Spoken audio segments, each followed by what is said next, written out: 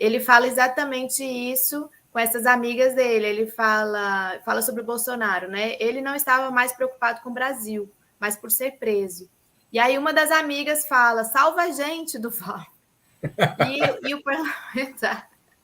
E o parlamentar fala assim, falou aquilo que você já falou, né? Nós já falamos. Simplesmente está em minhas mãos o destino de 2 presidentes, que ele disse que tinha uma bomba para destruir o Bolsonaro e uma bomba para destruir o Lula.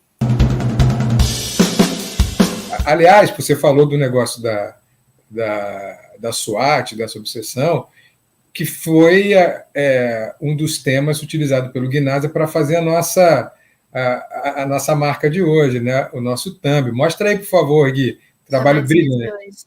Se puder, pode botar aí no ar, olha aí. Guinasa, muito obrigado, viu? Ele botou lá o senador Marcos Duval de SWAT, sua obsessão pela SWAT, detalhe para a calça, né, com objeto fálico. O Daniel Silveira ali com a foto do Bolsonaro, também com essa sua calça e objeto fálico. E ali e o título, senador bolsonarista tramou golpe com os deputados presos, e a cara do Bolsonaro ali, a sua raiva espumante, né? Parabéns, mais uma arte maravilhosa, viu, Guinasa? O que seria da gente sem ele, né, Ana? Não, fantástico, ele sempre nos surpreendendo aqui nas ideias. A gente só manda ideia e ele consegue realmente transmitir. Ele capta a ideia na hora. E essa notícia acabou rendendo notícia para outros colunistas também.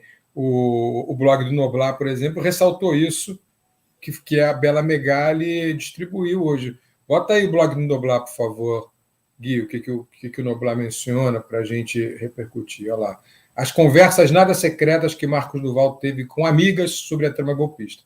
Simplesmente está em minhas mãos o destino de 2 presidentes. De novo, essa coisa, né, quase psicótica de teoria da conspiração, e o Noblar dá muita relevância a isso. Estou com a bomba está lá, da SIC, porque né, palavras do próprio, erradas, mas do próprio, na mão para destruir Bolsonaro e outra para destruir Lula, disse Duval. As integrantes do grupo lamentaram o destino e a derrocada de Bolsonaro, o que o Marcos Duval pontuou. Ele não estava mais preocupado com o Brasil, mas por ser preso. E aí cita a fonte, que é a Bela Megali, que a gente mostrou. É isso, né, Ana? Bolsonaro não estava mais preocupado com o Brasil, com nada. O problema dele é ser preso.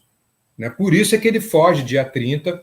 Eu já tinha apurado, não sei se você chegou a ver, publiquei no meu Twitter no dia 30 de setembro, antes do primeiro turno, por exemplo. Eu apurei com diplomatas ligados ao mundo árabe que havia um plano dos Bolsonaro de fugir no dia 30, que eles chamavam de Operação Fujimori. Tinha nome tudo, operação, porque, para quem lembra, o presidente peruano Alberto Fujimori, ele fugiu para o Japão um dia antes do mandato acabar, com um avião presidencial, ficou lá no Japão e o avião voltou. E aí, como ele tinha passaporte japonês, não podia ser extraditado. O plano do Bolsonaro, segundo essas minhas fontes do Itamaraty ligadas ao mundo árabe, era de que um dia antes, terminado o mandato, ele fugiria para os Emirados Árabes, onde não há tratado de extradição, embora o Lula tenha conseguido extraditar o Brennan de lá, e por isso o Brennan foi para lá, inclusive, mas ele fugiria para os Emirados Árabes, ficaria lá hospedado num palácio pertencente a um lutador de jiu-jitsu brasileiro, que mora em Nova York e que prestou durante 20 anos serviços à família do emir. Ele foi professor de jiu-jitsu do príncipe, que hoje é emir, e por isso ganhou um palácio, veja bem. E esse palácio seria doado para Bolsonaro, doado no sentido emprestado. Né? E lá ele teria também regalias e dinheiro guardado. Inclusive, isso vem muito a calhar com o escândalo das joias. Se algumas joias houve tentativa de trazer para o Brasil, imagina as que estão lá nesse palácio, nos Emirados Árabes, e que podem servir de lastro para o Bolsonaro ficar. Essas fontes são diplomáticas, viu? Não é qualquer pessoa, não, fontes diplomáticas. E isso está muito de acordo com o que quase aconteceu. Bolsonaro realmente fugiu no dia 30, mas em vez de ir para os Emirados Árabes, ele foi para os Estados Unidos, foi para a Flórida. Talvez fosse uma etapa para a fuga para os Emirados Árabes. A situação, ele achou que a situação ia melhorar um pouco e voltou para o Brasil. Mas tem tudo a ver com o que o Marcos Duval está falando. Ou seja, o Marcos Duval diz, ele não estava mais preocupado com o Brasil, estava preocupado em ser preso. Né? Exatamente esse é o diálogo dele com um grupo de amigas, né? Como a Bela Megali colocou, e o pessoal saiu hoje nas matérias, está circulando. ele fala exatamente isso com essas amigas dele. Ele fala sobre o Bolsonaro, né? Ele não estava mais preocupado com o Brasil, mas por ser preso. E aí uma das amigas fala: salva a gente, Duval. E o parlamentar. E o parlamentar falou aquilo que você já falou, né? Nós já falamos. Simplesmente está em minhas mãos o destino de 2 presidentes, que ele disse que tinha uma bomba para destruir o Bolsonaro e uma bomba para destruir o Lula. E aí uma pessoa fala inusitado, aí outra pessoa tenta advertir ele de mexer com o Alexandre de Moraes. Então, que o Alexandre de Moraes não ia deixar ele progredir nas tentativas dele, e esse diálogo é impressionante, gente. É muito impressionante.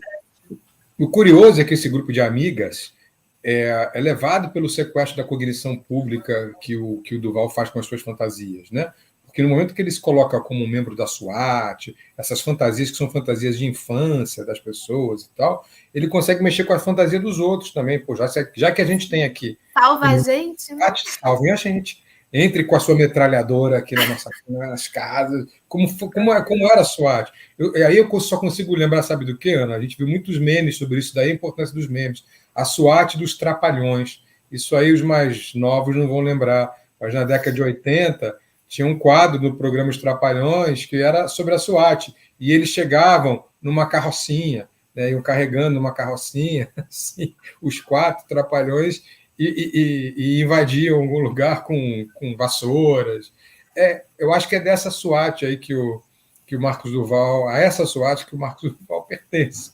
Mas ainda que seja, ele consegue convencer um grupo de pessoas, e isso é muito impressionante. Como que essas fantasias delirantes, se é que são fantasias delirantes, não são estratégias, eu até acho que são uma mistura das duas coisas, e depois ele se perde, consegue entrar no imaginário. O Sargento Pincel, a Célia está lembrando aí, verdade, Célia. Tinha o Sargento Pincel.